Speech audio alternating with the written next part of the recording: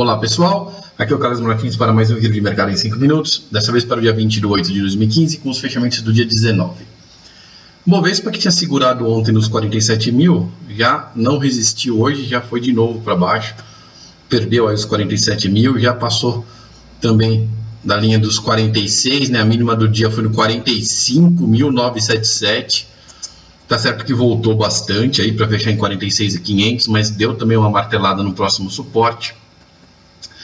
E com isso ela está apontada aí para os 45 mil pontos. A gente tem um espaço muito grande até a linha de tendência do triângulo. A gente está dentro de uma tendência aqui via triângulo. E a próxima resistência está nos 48.800. São aí 5% para cima, né, ou 2.400 pontos. Então tem um espaço de volatilidade aí bem grande, até porque ela caiu muito em pouco tempo, né? Foram 2.700 pontos aí em 6 dias, um pouquinho mais de uma semana, 6 dias úteis. Então a gente está com a Bovespa com uma previsão para os próximos dias de aumentar a volatilidade, como foi hoje, né? Hoje a gente viu uma demonstração bem clara aí do potencial de alta volatilidade que essa faixa de preço tem. Falando agora do Ibovespa Futuro Mini, que tocou na projeção do Fibonacci, 46.953, né? Então ele realmente toca aqui na projeção, mas fechou acima. Tá? Esse fechamento acima do 46.953 aponta que, assim como no Ibovespa à vista, que a gente acabou de ver, né, ele deve trabalhar dentro da área que ele tem aqui para cima também. Então a volatilidade deve ser grande, mas ele segue apontado para o 44.800 pontos, só que antes de chegar no 44.800 pontos, ele vai ter que fechar abaixo do 46.950, certo? Ele atingiu uma projeção hoje, mas para seguir caindo, ele vai ter que fechar abaixo do 46.950, e até lá pode ser que ele dê uma bela oscilada, e ele tem aqui até essa linha de tendência aqui em cima, na casa dos 49.300 para oscilar, tá? São 2.000 pontos também para cima aí que ele tem para oscilar, outro que a volatilidade deve ficar alta ainda. Falando agora do dólar futuro, dólar que está seguindo aqui o suporte da área densa do triângulo, não está conseguindo entrar aqui abaixo do 3,47. Né? Nessa toada que ele está, ele pode muito bem voltar a testar o 3,60 e vocês já sabem que se romper 3,60 aponta para 3,75. Tá? Por outro lado, se ele conseguir entrar nessa área densa, ele deve andar até o outro lado da área densa daí, né? Isso aqui igual aquelas rampinhas de skate. Se ele entrar aqui, ele vai dar uma queda até o outro lado. E o outro lado está o fechamento de gap aqui do 3,44, tá? Para ser fechado. E se passou para baixo dessa área densa, ele passar para baixo da área densa, aí ele aponta para o 3,32. Vamos falar agora da Petrobras, começando a falar das ações. Petro 4 hoje tocou no 8,78, né? A gente está vendo aqui o 8,74, que é o último preço do aftermarket, tá? Não é o leilão de fechamento. O leilão de fechamento dela hoje foi no 8,79, exatamente 1 centavo acima da projeção, o que abre espaço para ela voltar a subir a partir daqui, tá? Então a Petrobras tem 2 projeções de baixa em aberto. Uma delas encerrou hoje, que era do 8,78, do triângulo, esse triângulo grandão aqui. Ela veio se arrastando até bater aqui no 8,78. E a outra é do próprio Fibonacci, que foi montado no meio da queda e que aponta aqui para baixo, ó, para o 6,08. Tá? Esse Fibonacci depende da gente romper as linhas aqui, igualzinho os outros que a gente está vendo. Tá? Cada linha que romper aponta para a próxima, tocar na linha e voltar dificulta as coisas porque dá uma força de correção para o preço. E a Petrobras vem caindo direto aqui praticamente desde os 10,80, né? Já são 20% de queda em 3 semanas, tá? Para a Petrobras.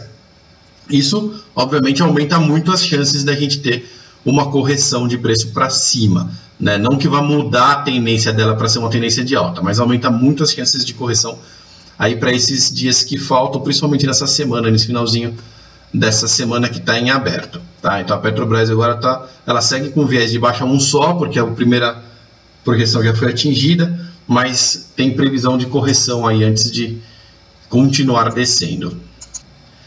Falando agora da Vale 5, que tinha perdido os 14,22 ontem, com gap de corte, né? A gente ficou de confirmar hoje se ela seguia a linha de continuar caindo, ou se ela vinha fechar o gap para passar para cima do 14,22, ela seguiu caindo, fez um outro gap tá? E a mínima do dia foi no 13,25, já ela tem o 13,22 aqui como suporte.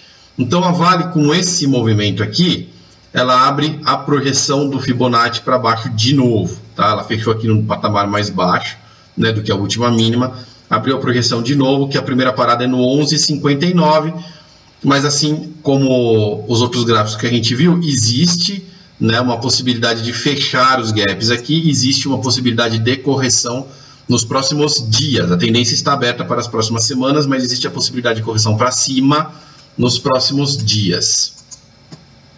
E falando agora do Banco do Brasil, o Banco do Brasil que a gente viu ontem que não conseguiu romper nada, né? Ele fez um tree working, que é uma correção de alta dentro da tendência de triângulo de baixa, e hoje ele já caiu de novo, caiu inclusive muito, 6,6% de baixa no Banco do Brasil, bateu aqui no 18,45, que era essa projeção de retângulo, baseada no Fibonacci, né? Mas era um retângulo, tá? 18,45, fechou para baixo, e tem aqui o 18,19 com uma projeção ainda não atingida, tá? Então o Banco do Brasil ainda segue com um viés negativo para bater nesse 18,19 aqui. Se o Banco do Brasil passar para baixo desse 18,19, a gente vai ter que mudar essas projeções para encontrar uma nova figura que aponte para alguma nova projeção. Se não tiver figura nova, a gente vai seguir acompanhando o mercado para ver, aguardar uma nova projeção. Do que a gente está vendo por enquanto, a projeção dele ainda é, a última, né, ainda é o 18,19. Vamos falar agora do Itaú. A gente pode ver aqui do lado que quem mais puxou o Ibovespa para baixo hoje foi a Ambev, a gente vai falar dela daqui a pouco, né, caindo 3,5%, mas ela tem um peso alto de 8,6% do índice. O Itaú caiu 2%, mas ele tem um peso de 10% do Ibov, então ele foi a terceira que mais puxou. E o Banco do Brasil, mesmo caindo 6,6%, uma queda considerável, e em termos percentuais foi a maior aqui das 10 mais baixas da lista, ele foi só o quarto que puxou mais para baixo, porque o peso do Banco do Brasil no índice é de apenas 2% da composição do Ibovespa, né? Aqui o Itaú que não perdeu de novo, né? Ontem ele tinha tocado já no 26,06, tocou de novo hoje, mas não perdeu o suporte, está se mantendo aqui nessa região. Ele está com uma projeção de Fibonacci em aberto para o 24,95, se fechar abaixo 23,15. São as projeções de baixo que a gente tem para o Itaú em aberto, e um possível pullback, né, para cima, uma correção de alta, tem o 27,85 como resistência. E para encerrar, vamos falar da Ambev, que saiu do sinal de alta para entrar no sinal de baixa hoje, fechou abaixo do 18,39, né? Cravou aqui o 18,12, tem um triângulo para baixo, está projetada para o 17,20. Pelo Fibonacci a gente tem o 17,28 como projeção, então a gente usa mais conservadora, 17,28 de projeção de baixa para a Ambev, ela que confirmou aqui hoje o rompimento antes do triângulo como da linha forte do 18,39 do Fibonacci. Agradeço muito a presença de todos e até o próximo Giro de Mercado em 5 minutos.